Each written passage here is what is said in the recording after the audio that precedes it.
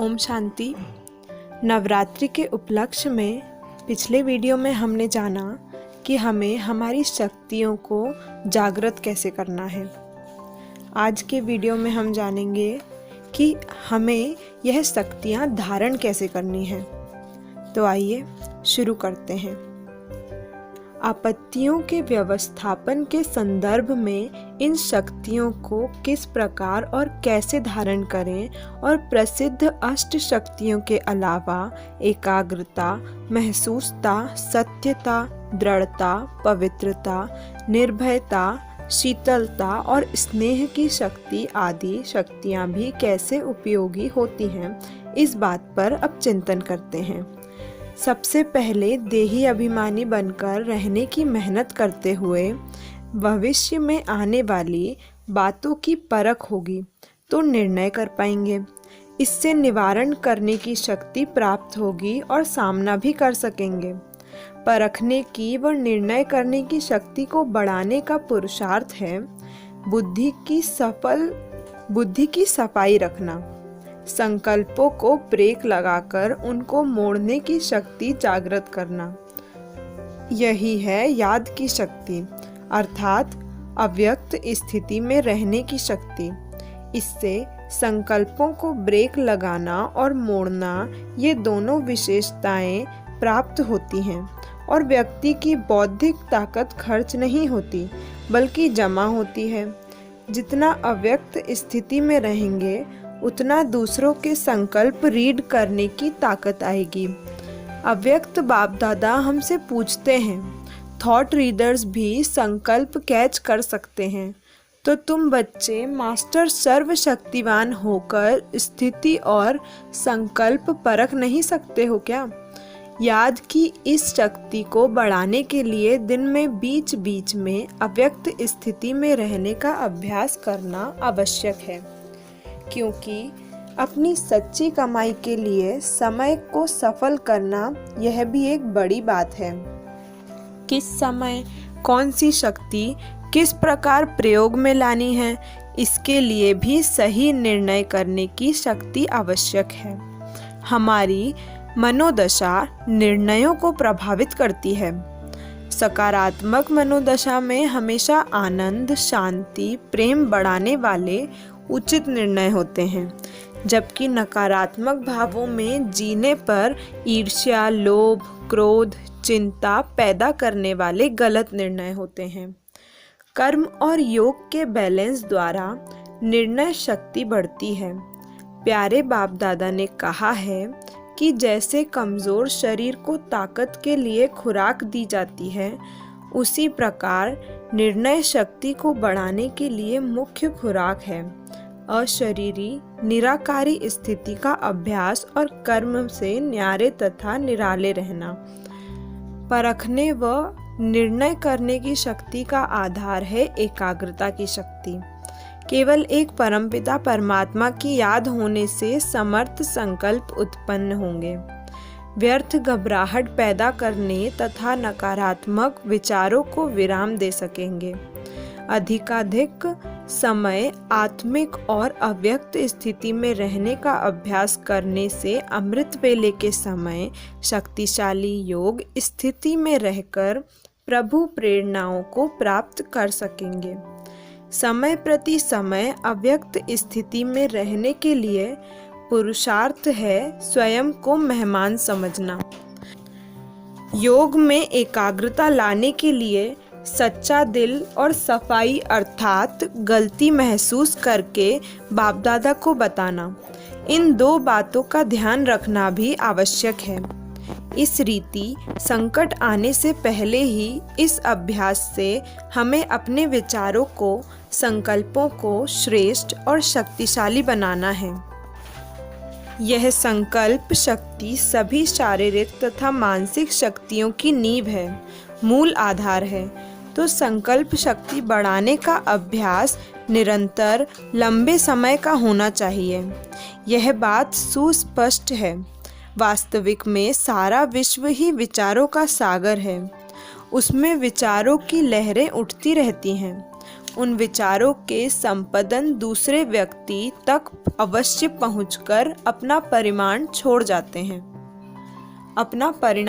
जाते हैं। विचार कर्मों का बीज है, इसलिए सभी के विचारों का समाज पर तथा प्रकृति पर प्रभाव पड़ता है। विचार किस प्रकार के निर्मित करने हैं, यह हम पर निर्भर है। यदि हम स्वयं का और विश्व का हर प्रकार से भला चाहते हैं तो हमारे विचार हमेशा ही अपने लिए व औरों के लिए शुभ ही होने चाहिए। ऐसे विचारों से ही मनोबल बढ़ता है और आपदाओं का निवारण हो सकता है।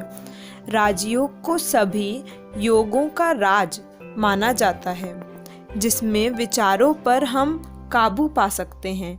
जैसे स्थूल कर्मेंद्रियां आत्मा का ऑर्डर तुरंत पालन करती हैं, उसी रीति से मन, संकल्प शक्ति, बुद्धि, निर्णय शक्ति और संस्कार आदि अनादि पावन संस्कार इमर्ज होना, ये 3 सूक्ष्म इंद्रियां भी जिस समय जो परिस्थिति हो उसी प्रमाण उसी घड़ी आत्मा राज ऋषि का दिया हुआ ऑर्डर माने। इस प्रकार राजयोगी की साधना होनी चाहिए। इसीलिए रोज कर्मेंद्रियों का दरबार लगाना आवश्यक है। संकटों का सफल रीति से सामना करने के लिए आंतरिक तैयारी की बहुत आवश्यकता है। योग बल और श्रेष्ठ कर्मों का खाता, ये दोनों अंत में हमारी रक्षा तो करेंगे ही, लेकिन हमें उन तीनों बातों से भी मुक्त होना है जो हमारी निर्णय शक्ति के ऊपर बादल बन मंडराते हैं। वे 3 बातें हैं, इच्छाएं, मोह और अहंकार। अतः ऋषि की 13 बेहद की वैराग्य वृत्ति, पवित्रता और निर्लेप स्थिति हो। यदि कोई भी हद का आकर्षण, लगाव, मैंपन, मेरापन है तो दुविधा में रह जाएंगे। प्रभु के प्रति जब एक बल एक भरोसा होता है, तब जिस समय आत्मा अर्थात राजा जिस शक्ति का आवाहन करेगी, उस समय वही शक्ति हाजिर होगी। यदि राजयोगी के मन, बुद्धि, संस्कार आत्मा का ऑर्डर कुछ समय के लिए मानते हैं, तो ऐसी आत्मा स्वराज्य अधिकारी कैसे बन सकती है और 1 सेकंड के अंतिम पेपर में कैसे पास हो सकती है? तो स्थूल और सूक्ष्म कर्मेंद्रिय रूपी घोड़े की लगाम आत्मा राजा के नियंत्रण में होना अर्थात स्वराज्य अधिकारी बने का यह पुरुषार्थ वर्तमान तथा भविष्य में बहुत महत्वपूर्ण है। यही रहस्य है इस कथन का कि सतयुग में प्रकृति देवताओं के वश में थी, अर्थात उपकारी होती थी। निर्भयता की शक्ति भी आपत्ति समय में अत्यंत आवश्यक है, जो एक शिव बाबा पर अटल विश्वास होने से जागृत होती है। यह अटल विश्वास, यह लाइट और माइट अनुभव की अथॉरिटी वाले राजयोगी के हर कर्म में स्वाभाविक रूप से दिखाई देती है तथा उसको सृष्टि चक्र के नाटक का राज अच्छी तरह से ज्ञात होने से वह श्रेष्ठ व सफल बनता है। अतः जब जब संपर्क वाले व्यक्तियों के स्वभाव संस्कारों का जबरदस्त टकराव होता है अथवा अचानक विपदाओं का शरीर और मन पर वार होता है, तब हिम्मत, सहन और शक्ति और धैर्य अपने आप अंकुरित और पल्लवित हो जाते हैं। विघ्नों को भगाने के लिए मुख्य शक्ति है सहन शक्ति। विघ्नों को भगाने के लिए मुख्य शक्ति है सहन शक्ति। दिन में बार बार मैं मास्टर सर्वशक्तिवान हूँ, इस स्वमान की स्मृति में रहने से विघ्नों को सहज पार कर सकते हैं। सहन शक्ति के संदर्भ में कब और कितना सहन करना चाहिए, यह उस परिस्थिति के स्वरूप पर निर्भर होता है।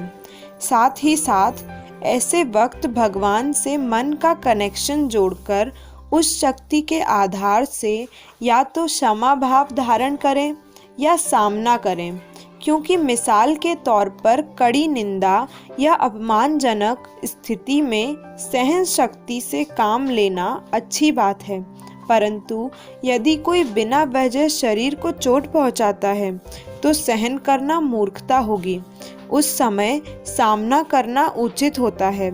मन का प्रेम भरा संबंध ईश्वर से जोड़कर स्वयं को शिव शक्ति या पांडव समझना चाहिए। भक्ति मार्ग में दुर्गा और काली का गायन पूजन तभी तो किया जाता है। कई बार आपत्तियों के समय पर डरी सहमी हुई अन्य आत्माओं को शीतला देवी का रूप धारण कर शीतलता व शांति के वाइब्रेशन देने की मनसा सेव करनी चाहिए। रहमदिल बनकर भूखे प्यासे घायल व बीमार मनुष्यों की स्थूल व सूक्ष्म सेवा का कार्य भी हम कर सकते हैं। संतोषी माता की महिमा भी सदा संतुष्ट रहने वाले तथा औरों को भी संतुष्ट करने वाले राजयोगी की श्रेष्ठ स्थिति के संदर्भ में है, प्रतीकात्मक रीति से की जाती है। संतुष्टता महान शक्ति है। कितनी भी बड़ी परिस्थिति संतुष्ट आत्मा की स्वस्थिति को हिला नहीं सकती, बल्कि संतुष्ट आत्मा को परिस्थिति कार्टून शो या मनोरंजन की तरह भासती है। सरल चित्त बनने से समस्या भी सरल हो जाती है। जो है उसको स्वीकार करके हल्के रहने से विघ्न भी हल्के बन जाएंगे। सरल एवं स्नेहपूर्ण स्वभाव से परिस्थितियों में मोल्ड भी हो सकते हैं तथा स्वयं को उचित रीति से व्यवस्थित करके औरों को भी सहयोग दे सकते हैं और देह अभिमान त्याग करने से सर्व का सहयोग भी प्राप्त कर सकते हैं। विकारों पर विजय प्राप्त करने में सहन करना, सामना और समाना, इनका प्रयोग उचित स्थान, उचित काल, उचित व्यक्ति आदि देखकर दवा की तरह कम व अधिक मात्रा में युक्ति से किया जाना चाहिए। ईश्वरीय ज्ञान के समय अनुसार विचार बिंदु स्मृति में इमर्ज होने से समर्थी आती है। इसके साथ साथ सन्मार्ग पर चलने के लिए दृढ़ मजबूत विचार रखना ही आवश्यक है। अंदर से यह दृढ़ता की शक्ति या आत्मविश्वास स्थायी होगा तो कोई भी कार्य असंभव नहीं होगा। इस प्रकार संपूर्ण पवित्रता प्राप्त करने की साधना से मनोबल में वृद्धि हो जाती है। कितनी भी दूर रहने वाली आत्माओं को संदेश पहुंचा सकते हैं तथा अन्य आत्माओं के दिल की आवाज़ तथा संकल्प व इच्छा समझ सकते हैं। मन बुद्धि की सच्चाई, सफाई एवं स्वच्छता व विकार रहित वाइसलेस स्थिति ऐसे समय काम आती है। सारांशतः आपदाओं के निवारण के लिए परिस्थिति को परखना, ईश्वर पर विश्वास, एकता, दया, उत्तरदायित्व, स्थिरता और परिपक्वता, दृढ़ता और शांति आदि गुणों की अति आवश्यकता है। दिन प्रतिदिन आपदाएं बढ़ती जाएंगी। 5 तत्व भी उथल पुथल मचाएंगे। ऐसे समय जो मनुष्य पीछे की घटनाओं की ओर देखता रहता है वह दुख दर्द से भर जाता है और जो भविष्य की ओर ताकता है वह चिंताओं में डूब जाता है। इसीलिए बातों को पकड़े ना, वर्तमान श्रेष्ठ बनना है। समेटने, समाने और विस्तार को संकीर्ण करने की शक्ति धारण कर उनका उपयुक्त समय पर प्रयोग करें तो ही हम स्थिर बुद्धि होकर उड़ती कला का अनुभव करेंगे। अंतिम समय में इतना हाहाकार होगा कि उस समय कोई भी स्थूल साधन हमें बचा नहीं पाएगा।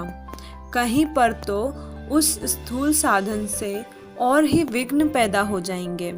ऐसे समय में हम अकाल तख्त पर विराजमान होकर महाकाल बाप के साथ निरंतर योग युक्त रहेंगे। तब ही हम इन आपदाओं का सामना कर पाएंगे और विघ्नों पर विजय का नृत्य करेंगे। सारांश यह है, अशरीरी स्थिति के बहुत काल के अभ्यास से एक शिव पिता के साथ घर जाने के लिए हम एवर रेडी रह सकते हैं। अव्यक्त बाप दादा ने कहा है, बाप दादा ने सभी बच्चों को सर्व शक्तियाँ वर्षे में दी हैं। याद की शक्ति का अर्थ है कैसे भी वायुमंडल में मन बुद्धि को सेकंड में एकाग्र करना। ऐसी कंट्रोलिंग पावर हो तब कहेंगे सर्व शक्ति संपन्न। अच्छा, ओम शांति। इसका अगला भाग सुनने के लिए चैनल को सब्सक्राइब करें।